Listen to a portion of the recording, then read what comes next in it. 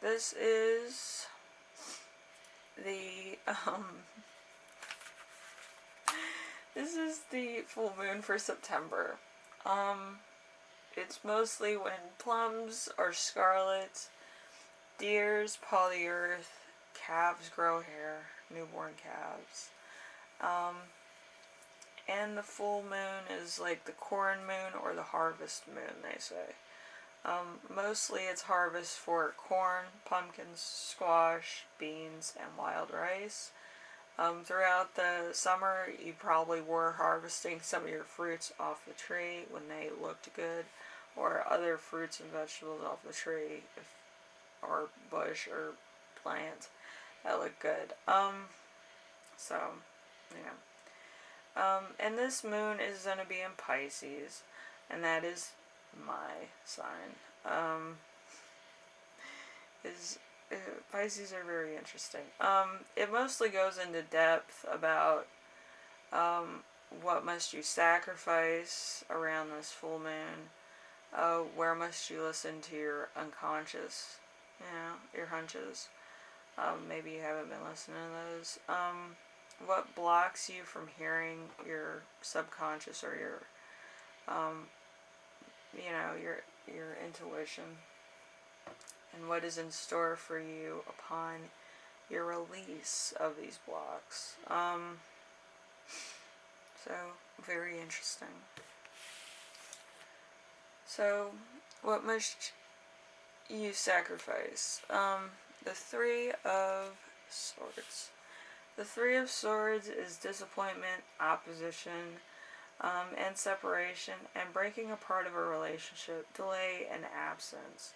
So there was probably a break between, either work or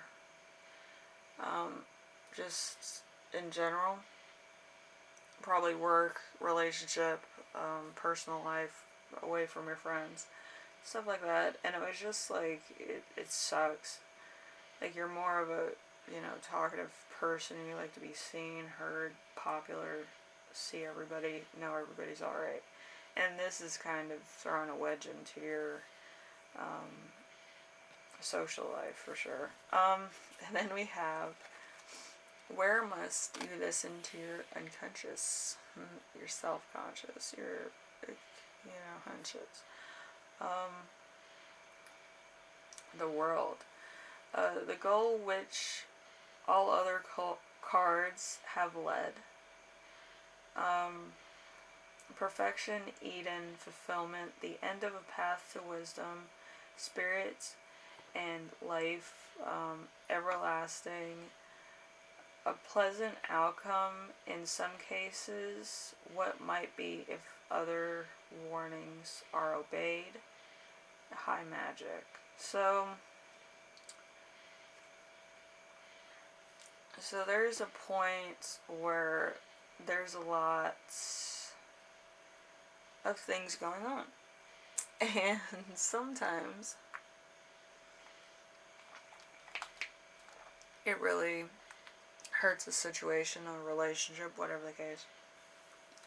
But it doesn't stop the relationship from proceeding into milestones or achievements of personal, fulfillment.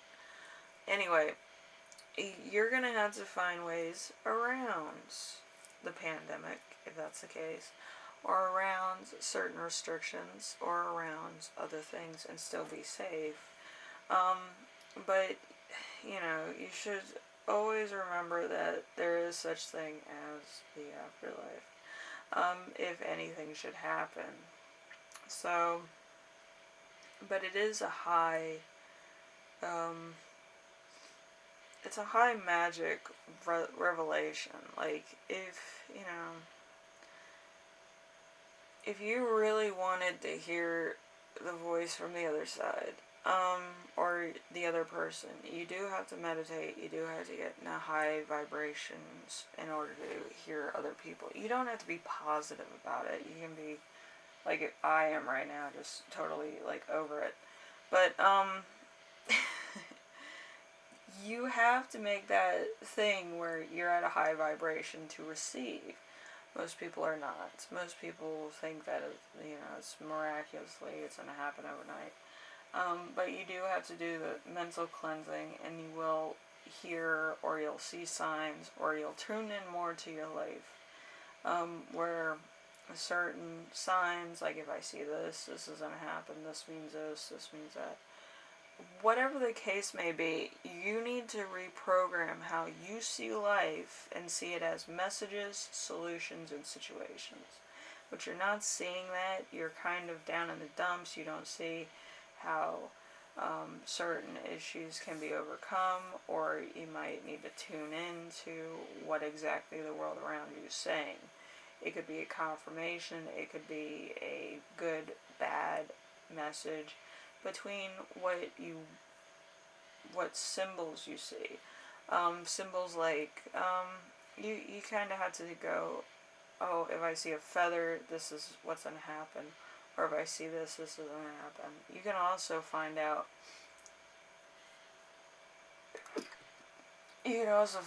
what certain things mean. As far as dreams go. Because there's a lot of messages. A lot of messages that people overlook and they think, oh, that's just whatever, that's nonsense. But really, it's the world trying to say, hey, wake up. Like, they're trying to talk to you. They're trying to say, this is going to happen, this is going to happen, and then you're going to get back on track. But nobody ever is like, hey, I need to watch that, or I need to see what happens with that. The smaller things in life, Anyway, we have what blocks you from hearing these things. Youth in assimilating the elders, so you're listening to what other people say. The future of a consistent competition. So you're in work also. And labor and scuffle. So, you're kind of in business, you're not really looking at stuff, you really, aren't tuned in. You're more tuned into your phone, likes, dislikes, who's your friend this week, who's your friend next week, kind of thing. And, like I said before, you want to be popular, you don't want to really know what's going on, which, for some is fine, but a lot of times it's not to your benefit. And I think in the long run you're going to be unfulfilled, if I had to guess. So, the last one is what is in store for you upon this release. So, if you release everything, it's going to put you kind of, reaching around and being like, oh, that's what that means. It's kind of like when you drop your flashlight when the power goes out. You're trying to grab the light before, it goes out or whatever, and, then you finally shine light on truth. It might take you a while to get to it or feel it out or actually feel safe instead of bewildered, but, So, the Hierophant in reverse is extreme, intervalence.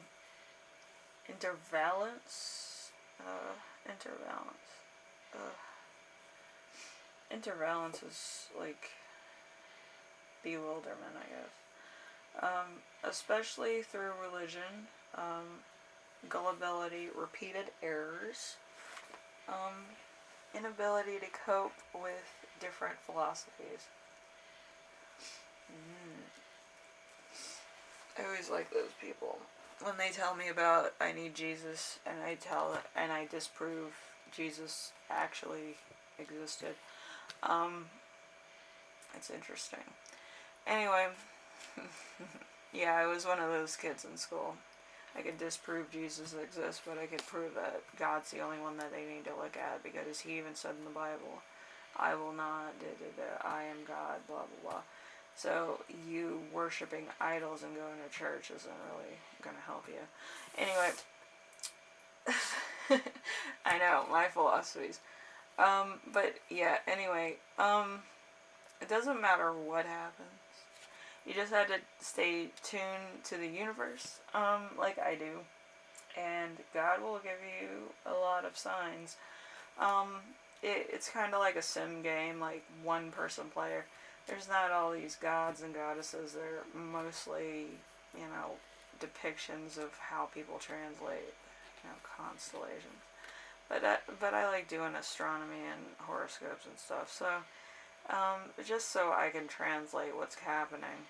But anyway, if you like religion, there's nothing wrong with it. It's just, don't be telling me I need Jesus when I can disprove everything that you say. And I can disprove all those stories ever happened.